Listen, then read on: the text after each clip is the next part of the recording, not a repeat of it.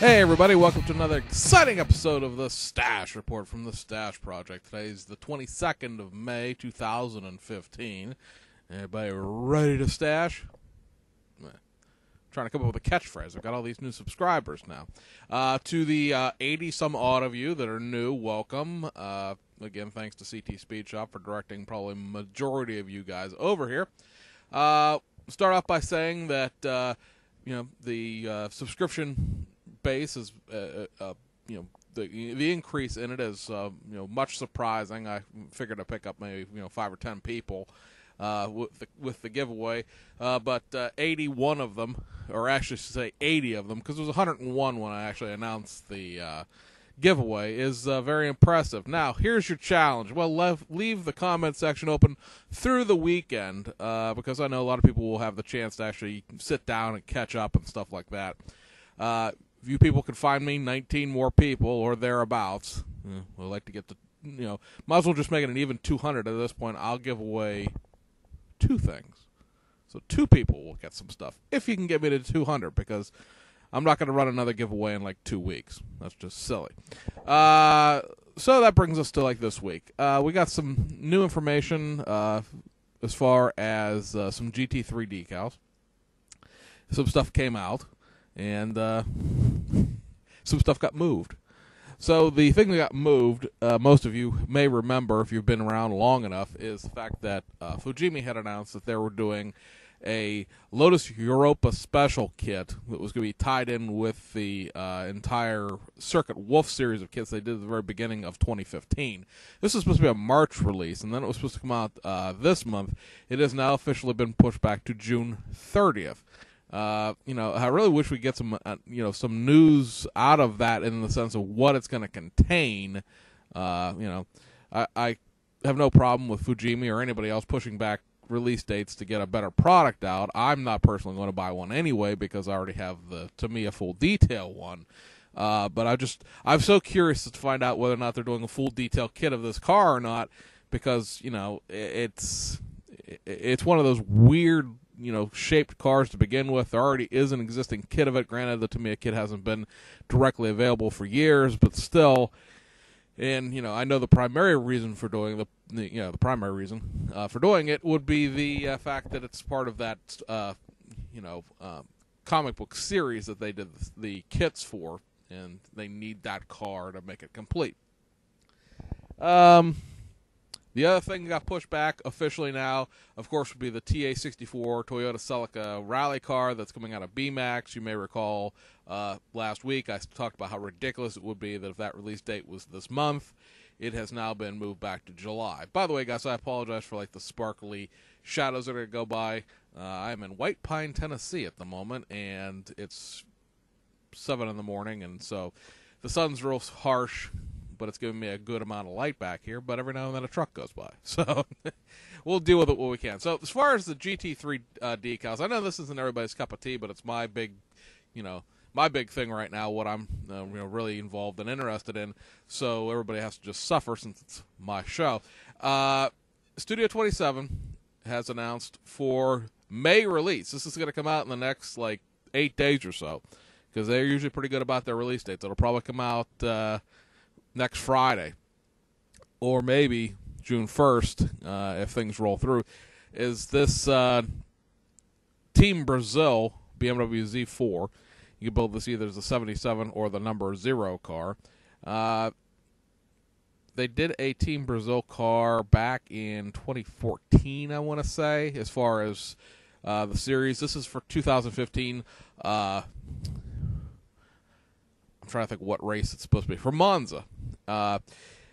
So there's going to be actually another 5 cars that they're going to be doing from Monza in the coming months. So if you thought maybe the GT3 thing was petering out of Studio 27 like I was beginning to think it was, well, no, we're just waiting for a new race season, and the Monza race was about a month ago today, actually. And so now we're going to start seeing the decals from that series show up. Over at Racing 43 Decals, which is a company out of Spain that does some really good Studio 27 quality decals themselves, they're going to have 2 sets coming out for GT3 in June. And one is this Borla exhaust BMW Z4.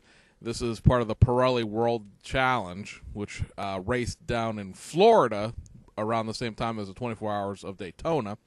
And this GT Team Russian Mercedes-Benz SLS AMG GT3. This is a little different in the fact that it's, a bright and peppy yellow color. It's not.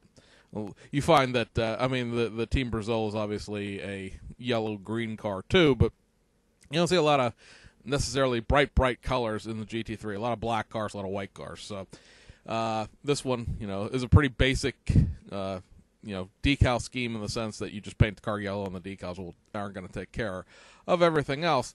And that's those new decals there. The carbon fiber set that Studio 27 did for the 2004-2005 Subaru Impreza World Rally Championship car from Tamiya came out Monday. So if you were interested in those decals and you didn't pick the pre-order up, those should be probably coming back into stock, within the next week or so. I got a set, so I don't have a kit to put them on, but I have a set of decals. So should I find the kit cheap someplace? It's easier to find the decals than it is, or easier to find the kit than it is the decals most of the time. And that, I guess, brings us up to what came out this week. I've checked. Nothing from the domestic side of things rolled out this week, so for those guys waiting on the Revell and Round 2 stuff, it'll come out probably next week.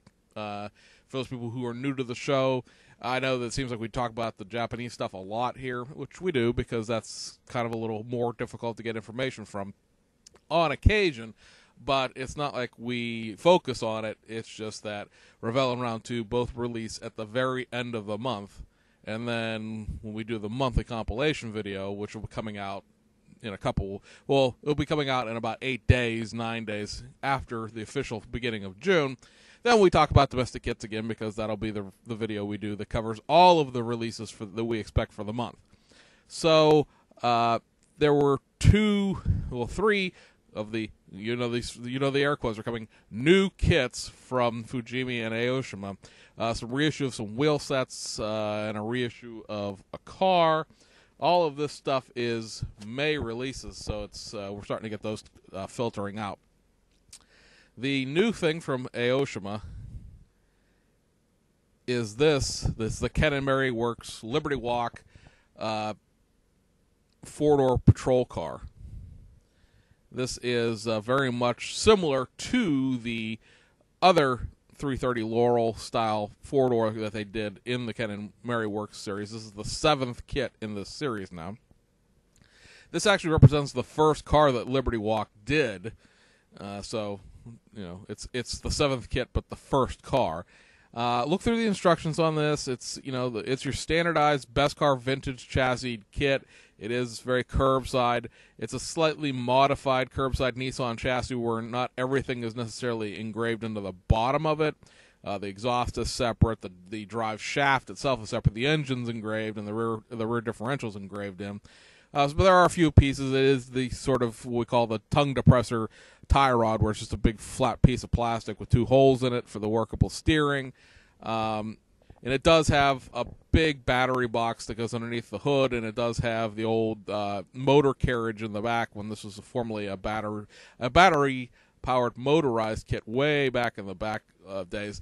Of course, this type of vehicle isn't necessarily all about, detailing out the chassis and, worrying about that kind of stuff. This is obviously a exterior look car, if you want to call it that. I did find it very entertaining that the instructions for this kit do not include anything about putting the fender flares on. There is a template included, so you can use that to cut out the fender flares, because you do have to cut the front fenders front and back fenders, I should say, quite substantially in order to put those fender flares on this kit. But there's no actual part of the instructions that tells you to put them on. It's just like, you assemble this, assemble this, assemble this, assemble this, and you put it together. Look, there's fender flares on it. Obviously, the fender flares here are part of the black and white, and if you're not really paying attention, that could possibly lead to a disaster if you just left them, white. Being that they are separate, it's much easier to paint. You don't have to worry about masking, and that little widow's peak on the hood is a decal, so you don't have to worry about masking that either. The 2 quote-unquote new kits from Fujimi are the Legacies that we talked about. This is, of course, your basic four-door, the RSK RS30. The major difference here, guys, and this legitimately is the only thing that's different about these two kits, is the hood and the grille. The hood for the RS30 is a flat grille with a very, very basic low trimline grille, making you be able to make basically what is the most run-of-the-mill Subaru Legacy you probably have ever seen in your entire life. The picture of the car is the RSK.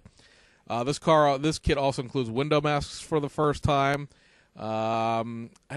I think the RSK was available, but the RS30 hasn't been made for several years. So again, in that series that we see from Fujimi, where they're combining these kits, they're taking one kit that's readily available, combining it with another version of a kit that hasn't been out for a while, and you get, and this is what you wind up with. The other kit is the Legacy Touring Wagon, done in the GB E-Tune 2 and the version B Aero. This is the GB E-Tune 2 on the box itself. The differences in this kit a little bit different. There are some interior differences, mainly in the steering wheels. There's some differences with how you paint the seats and decals for the seats.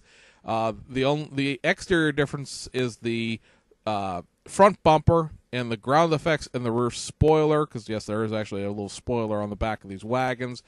And then there are difference in wheels. The 5 spokes that are on here are for the E-Tune. The version B Aero gets a set of BBS LM-ish. They're not. I don't think they're actually LMs, but they're LM-ish. But there's a set of BBS wheels that comes with this. So you do get, again, both building options in here. Minor variations: grille, bumper, ground effects, rear spoiler, interior pieces, and you do get window masks in this for the first time as well.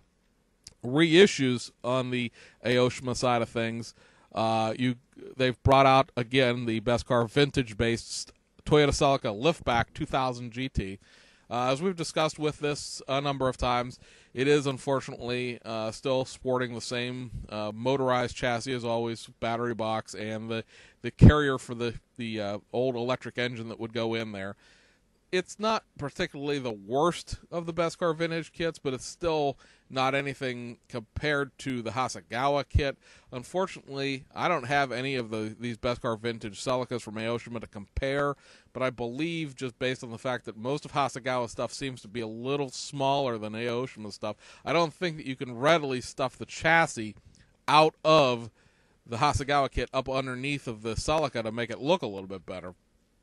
But, it is, if you want a lift back, a hatchback Celica, this is the only game in town.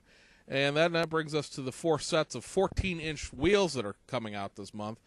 All of these have their basis in the Toyota 11 and Toyota Truno kits, mostly from the initial D series. Also, just some random other kits that they did along the way. These are the Buddy Club P1 racing wheels.